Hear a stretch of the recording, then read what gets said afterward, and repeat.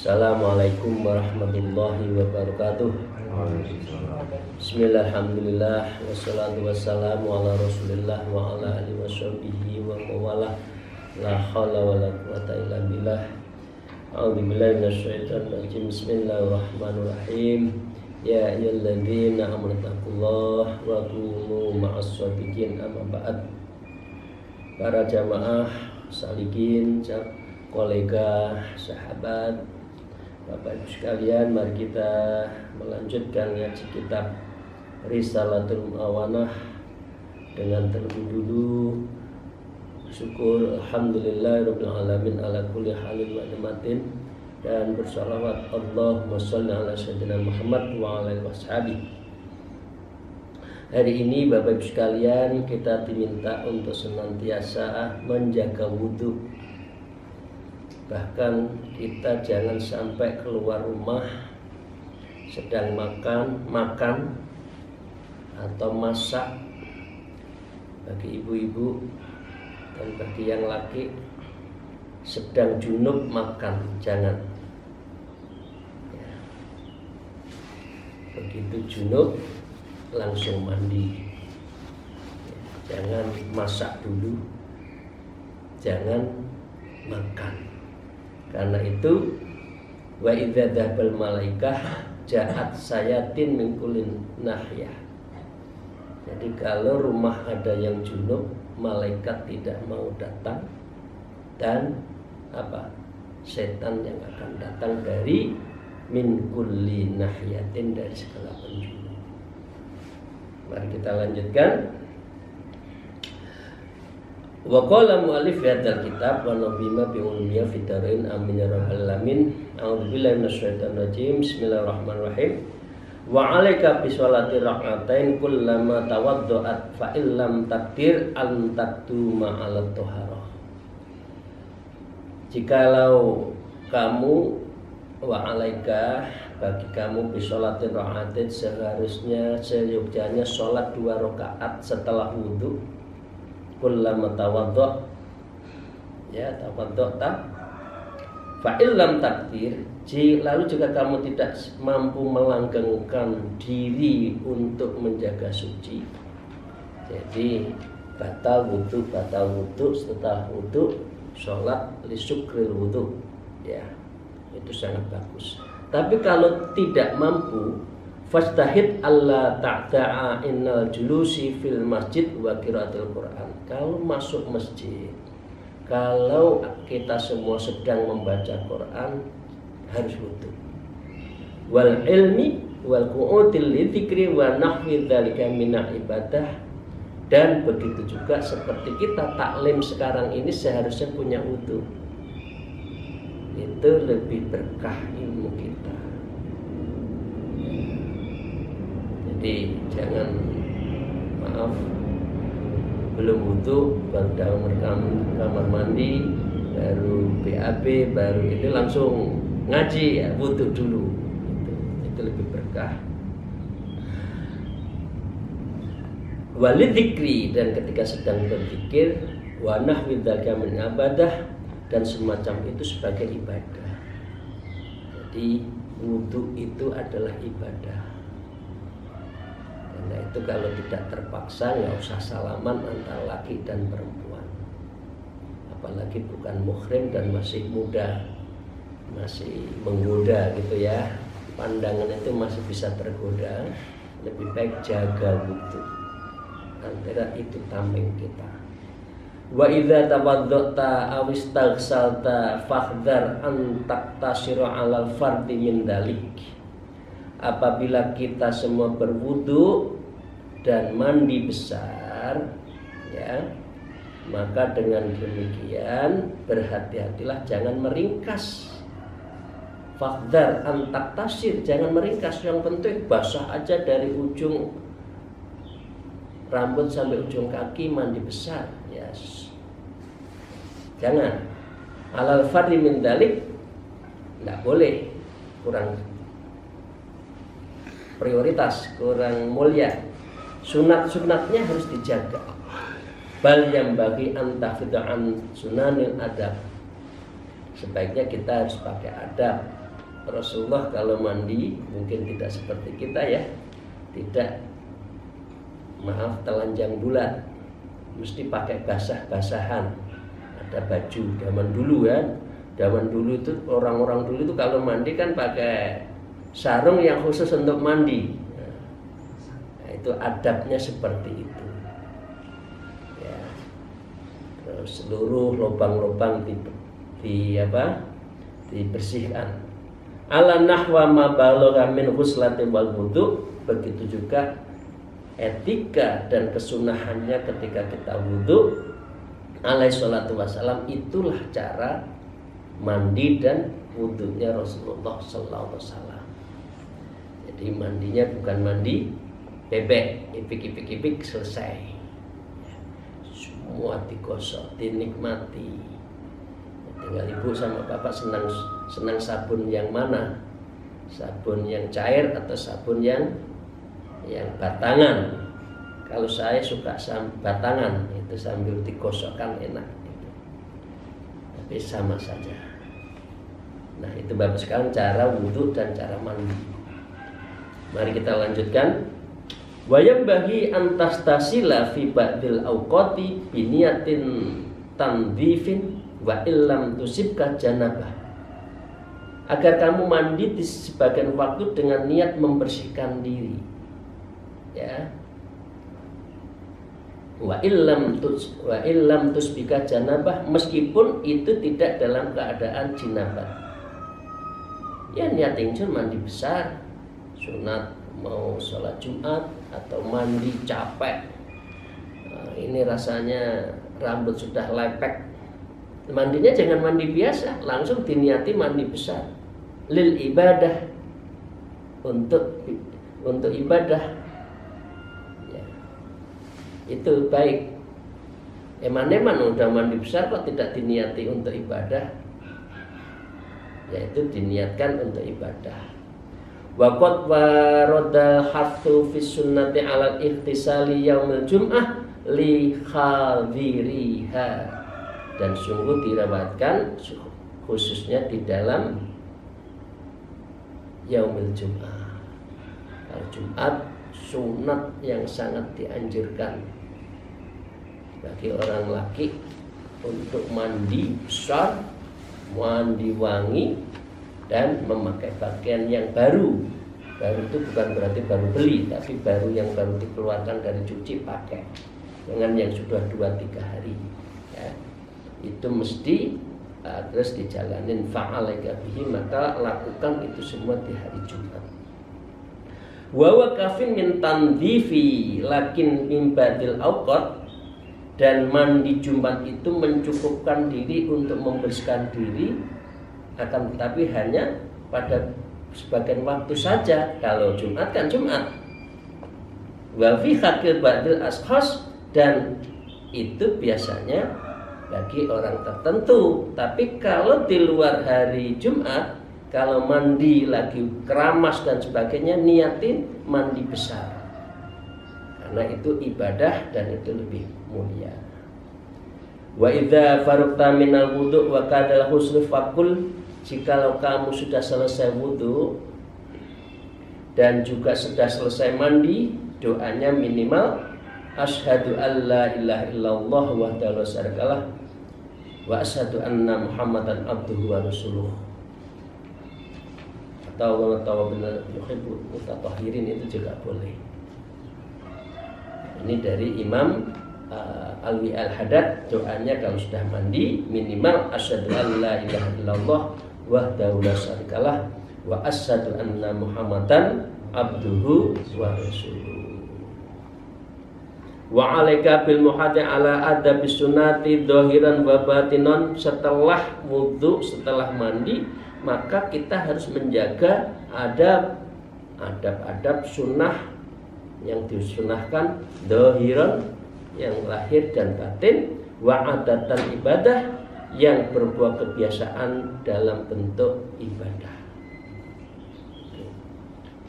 Takmululakal mutaba'u wa yatimulakal iktida'u bi Rasulillah, maka sempurnakan bagimu pengikutan dan itu lengkap bagimu meneladani Rasulullah.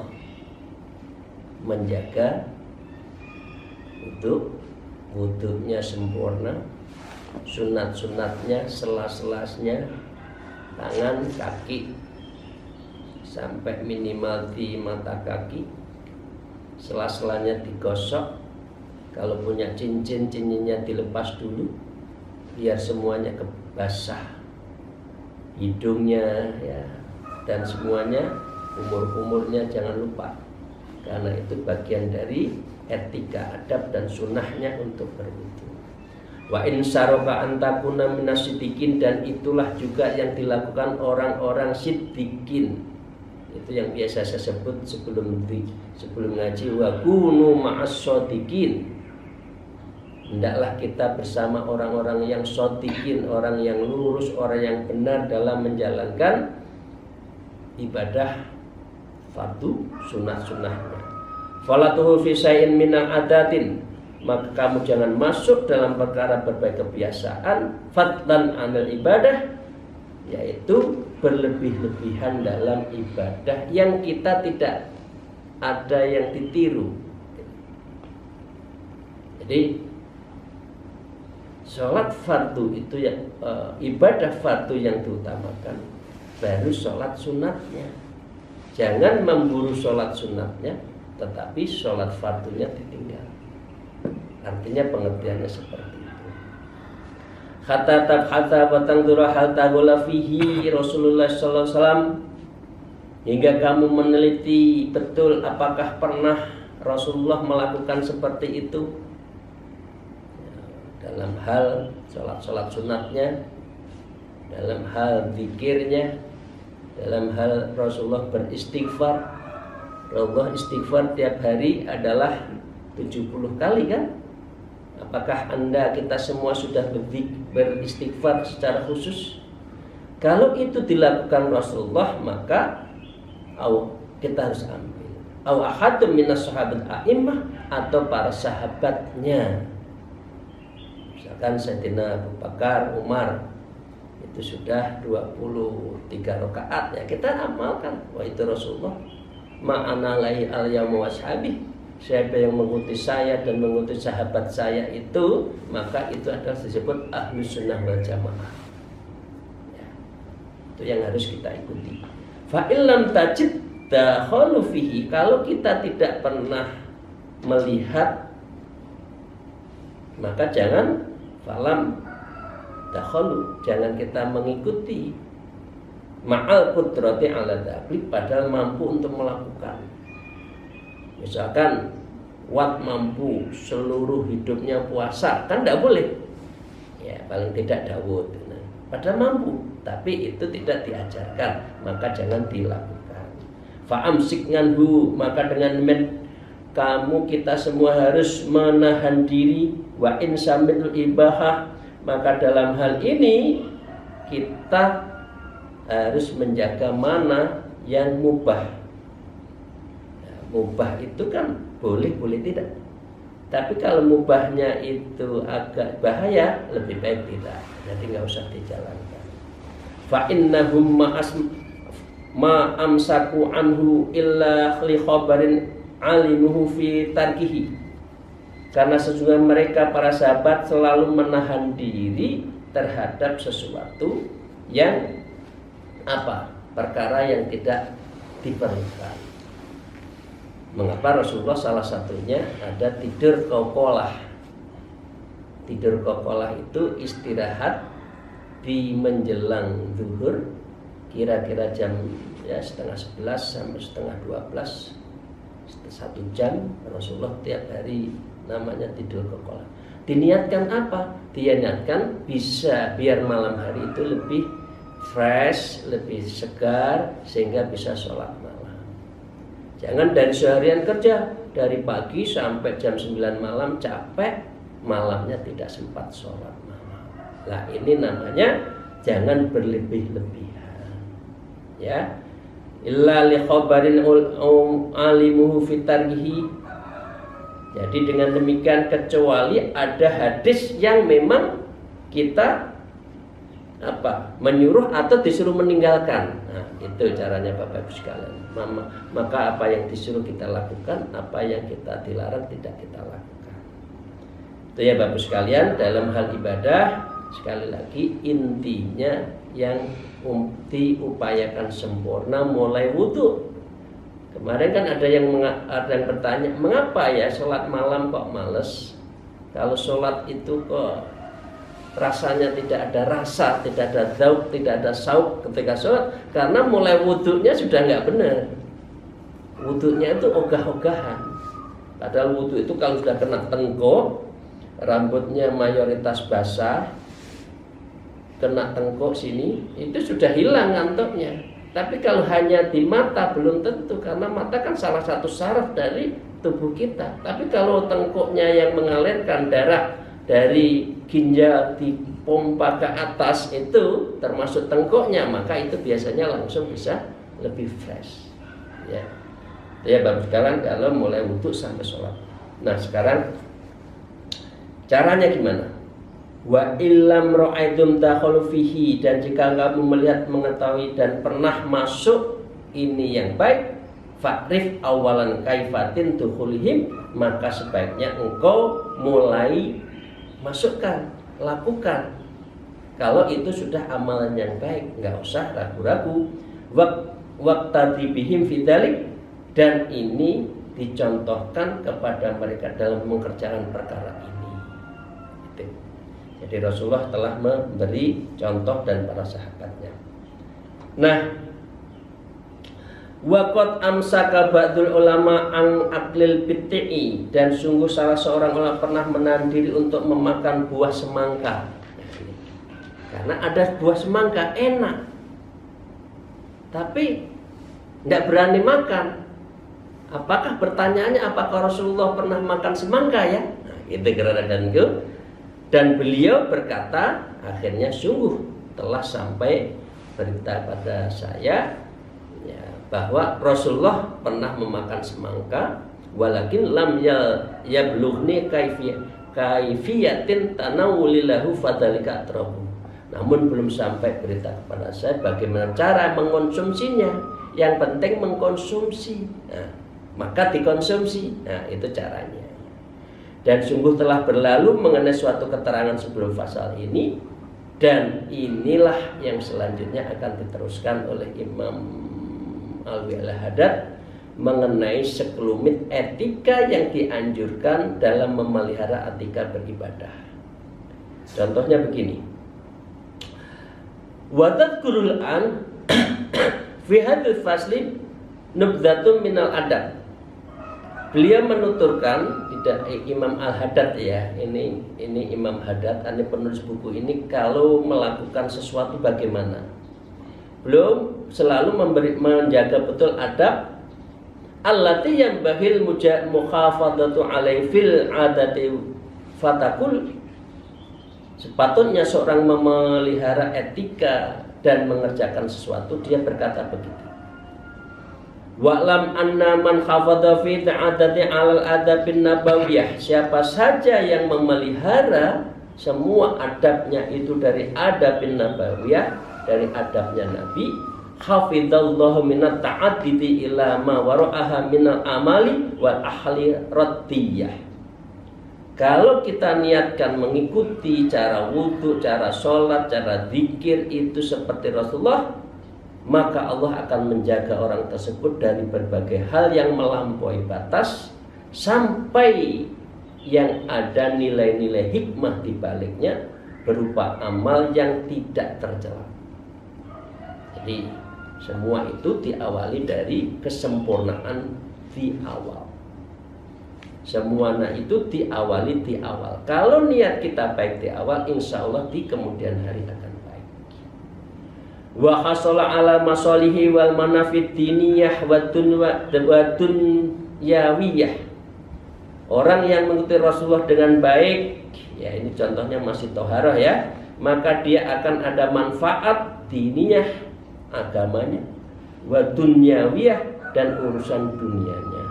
Allati ja'alallahu bi hikmatihi fi tilkal umuri wal adiyah, yaitu Allah telah menempatkan semua hikmah-hikmahnya itu di perkara yang kita lakukan kebiasaannya.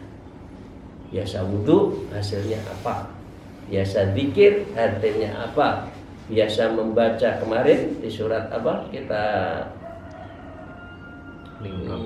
Ali Imran 18, 19, dan 26, 27 membiasakan membaca ayat kursi, itu tidak akan pernah kesulitan dalam hidupnya. Nah, itu adalah yang disebut dengan apa tadi? Allati ja'alallahu bi hikmatihi. Allah memberikan hikmah-hikmah, ilmu-ilmu sirnya kepada orang-orang yang mengamalkan itu sehingga tidak pernah kesulitan. Begitu janji Allah. Wa man sarrathu an takmulalahul khurriyata wat taharatu minal adnasi wal khududil basyariyah. Dan siapa yang melakukan itu akan bahagia, sempurna dalam individu dirinya, dan menjaga kesuciannya dari kotoran dan nasib baik dari manusia yang lain. Jadi akan selalu diuntungkan. Amin ya rabbal alamin. Jadi orang itu biasanya orang menyebut anak-anak sekarang, Pak, itu tidak ada matinya. Ya, terus mendapat kepercayaan. Ya karena Allah telah menakdirkan, karena ada upaya seseorang. Jadi yang penting istiqomah, sahabat dan bapak sekalian. Jadi jangan pernah takut urusan hidup. Yang penting menjalankannya itu secara istiqomah. Falyaj'al harokati wasakani fi dhahri wa batinah. Karena itu jagalah keseharian kita, bapak ibu sekalian, yang menjaga wudhu, zikirnya, zikir fil qalbi darul anjumannya, zikir Allah setiap nafasnya itu dijaga. Kalau ada aurat harian dijalankan, jangan gek-gekan, gek iya enggak. Nah, jangan. Walaupun amalan sedikit, wa ingkila, walaupun sedikit, ya itu lebih utama daripada amalan banyak tapi tidak istiqomah. Nah, itu ya bapak sekalian. Madbutatan bil qanuni asy-syar'i atabi'atan li isaratis syar'i wal aqli. Orang ini maka akan menjadikan geraknya dan diamnya dalam lahiriah batinahnya senantiasa berpatokan pada syariat dan mengikuti dari syariat yang apa? Dan wal aqli, dan pakai akal. Jadi baru sekalian saya ulang, Imam Ghazali ada kolbunnya yang memerintahkan, ya, mengunci nafsunya, bukan dibunuh, tidak bisa nafsu dibunuh, dan dia memerintahkan pada otaknya, akalnya di sini, yaitu sebagai wazir. Kemudian panca inderanya itu diperintahkan oleh otaknya untuk apa? Jalan kemana? Jalan nonton bioskop atau jalan apa? Taklim ke masjid. Ya, gitu ya Bapak sekalian. Itu semua menjadi bagian menyatu antara kolbunya, antara akulnya dan askarnya, itu menyatu karena dibimbing oleh amalan-amalan yang sempurna di awal tadi. Saya lanjutkan, wa kaifa ma waqa'adamul adati ala lisanis sufiyah. Dan bagaimanapun orang seperti ini adalah selalu menjadi kebiasaan apa? Lisanis sufiyah. Lisannya orang sufiyah. Orang yang ahli sufi itu selalu berzikir. Ya. Fal maksudu bidukhuli fiha ala man tadad sahwatil wahawa.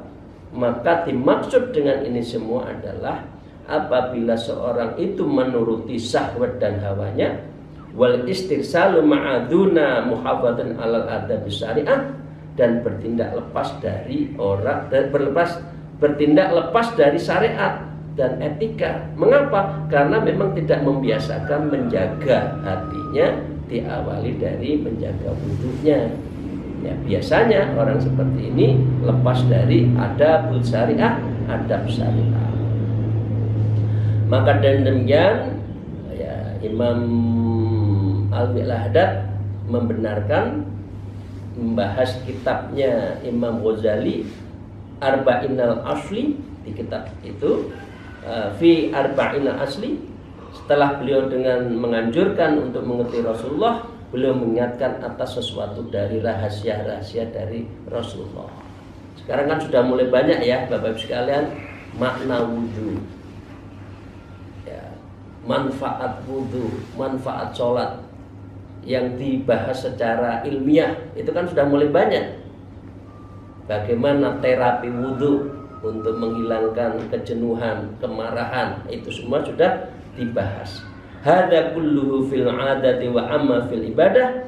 Ini seluruhnya dalam hal yang harus kita lakukan dalam kebiasaan-kebiasaan ibadah, dan adapun dalam pengerjaan berbagai ibadah. Wa amma fil ibadah, qoblal ibadahnya kita melakukan sesuatu, ba'da ibadah, pas ibadahnya kita jaga, ba'dal ibadahnya kita jaga terus apa? Zikir kita, wudhu kita, dan itu menjadi bagian dari apa? Kebiasaan kita. Fala arifun litarki sunnati wajahan ila kufran khafiyan, maka saya tidak mengetahui segi hukumnya bagi orang yang meninggalkan sunnah. Ya, sunnah itu memang dikerjakan dapat pahala, tidak apa-apa, tapi lebih baik dikerjakan. Karena ada sirul hikmah, ada hikmahnya di dalam sunnah-sunnah itu. Au hikman jalian fa'arif dzalik. Ya, ada sesuatu yang betul-betul ya. Fa'arif dzalik, maka ketahuilah itu. Tapi ini tidak akan dilakukan illa kufron, kecuali orang yang kufur. Orang yang kufur nggak mau gini-gini, udah sunnah-sunnah terlalu banyak dah, langsung aja cespleng, langsung sholat. Nah, habis itu sudah nggak usah dikit-dikit. Nah, itu orang yang tidak pandai bersyukur. Maka wa'lam annahu yanbaghi laka an tusaddira jami'a umuri bismillah. Jangan lupa setiap sesuatu memulai dengan selalu membaca bismillah. Fa in tasita an tusammiya fil awwali wal amri faqul idza tadzakkarta bismillah fi awwali wa akhiri. Kalau Anda lupa akan mengakhiri suatu pekerjaan, maka bismillahnya ditambah. Bismillah fi awwali wa akhiri. Jadi untuk menjaga semua apa yang kita lakukan itu dalam kerangka billah, fillah, ma'allah, illallah, lillah, maka bacalah bismillah fi awwalihi wa akhiri. Jadi semua pekerjaan ibadah kita, jenengan kita lagi kerja ibadah, lagi diskusi ibadah, lagi ngajar. Ya, ini yang banyak dosen kan ini kan. Kalau ngajar dosen bismillah fil awwali wa akhiri. Jangan bismillah lil fulus, jangan. Nah, saya ngajar biar dapat absen, terus dapat uang, enggak usah. Bismillah fi awwalihi wa akhiri. Artinya selama kita ngajar berarti dalam lindungan Allah. Wastahid Allah tadkhulu fi sa'in minal adi illa biniyatin shalihah, dan berusahalah keras kamu untuk tidak masuk suatu kebiasaan kecuali yang baik. Biasakan sesuatu yang baik, jangan membiasakan yang tidak baik. Fa idza labista syabaka, maaf ini masalah etika kan. Kalau Anda memakai pakaian, fa'an bibi satro auratika allati amarkallah bisatiha. Kalau menutup aurat, kalau memakai pakaian, niatilah untuk menutup aurat. Jangan saya pakai baju yang bagus ini biar orang melihat dan orang seneng saya, lah nanti disenengi betul. Jangan. Jadi niat Allah nutup aurat, itu aja. Wab tadi bil yumna fi naqfil komisi wa akhirha fit tanzi. Kalau memakai baju tangan lengan kanan masuk dulu di baru tangan lengan kiri. Warfa irfaka wa komisika ilas nifsi. Atau sebaliknya nanti, kalau melepas di kiri, terakhirnya kanan. Ini sunnahnya. Dan tinggikan sarungmu dan garismu sampai pertengahan betis. Artinya, ya ini lagi dibicarakan ya, maaf teman-teman ya, RCTI ya, rombongan celana cingkrang, nggak apa-apa, itu baik kok. Yang penting jangan melebihi betis, mata kaki, nggak boleh. Pakaian orang laki nyeret sampai di bawah mata kaki nggak boleh, di atas mata kaki, ya. Nisfis syaki ini bahasanya, Fa'in abaita fala tujawiru kal Ka'bah, maka jangan sampai sarungmu, pakaianmu, celanamu melebihi dari mata kaki. Walil mar'i isarati thawbi 'alal adi min kulli nahiyatin qariban min thuluthil dirah. Ini bagi perempuan. Kalau perempuan agar menjulurkan busananya itu sampai menjulurkan busana ke atas tanah dari semua sisi juga nggak boleh. Jangan ngelewer, nutupi. Dan najisnya di mana? Ini kan banyak sekarang itu ibu-ibu terutama ya, maaf, pengajian tapi sholat pakaiannya nyeret ke tanah, najisnya gimana? Jadi cukup sampai menutup mata kaki, ya. Jadi istilahnya 2/3 dirok. Maka dengan demikian waj'al kumma komisaka ila rusaghi au ila atrafil asabi. Jadi bagi orang laki dan orang perempuan, bajunya, kokonya itu sampai pergelangan kaki, pergelangan tangan, atau boleh sampai ujung jari boleh. Tapi yang di sini sampai ujung jari jemari. Jika kamu ingin menambahi, maka jangan kamu berlebihan, tidak boleh. Karena aurat perempuan itu apa? Wajah dan kedua telapak kan. Jadi ya dalam sebagian Imam Syafi'i cukup, tidak usah pakai burqah itu tidak apa-apa. Tidak usah pakai karena memang itu hadis dan fikihnya seperti itu. Yang penting jangan berlebihan, bajunya gombrang sampai ke bawah, itu tidak diperkenankan. Nah ini sebagaimana yang Rasulullah sabdakan, karena kumma Rasulullah SAW ilar rusaghi, pakaian Rasulullah sampai pergelangan tangan saja. Wa qata alinkum qamisin lahu ila atrafil asba, dan Sayyidina Ali pernah memotong lengan gamis milik beliau sampai ujung jari. Begitu panjang enggak, kalau enggak dilingkat ya. Pokoknya dilingkat dilingkin, dilipat. Wala tanhidu minal malabis illa ma tahraja illa lubsihi. Jangan kamu membuat busanamu itu yang membutuhkan bahannya yang terlalu banyak, juga nggak boleh, itu israf. Dan jangan memilih busana yang paling mahal, ya. Yang penting nutup aurat, ya. Dan jangan pula kamu memilih busana yang paling jelek, sedang-sedang saja. Dan memilih pertengahan dalam arti itu. Wa tawassatu fi dzalik. Jangan pakai yang terlalu mahal, jangan murah, tapi yang biasa saja.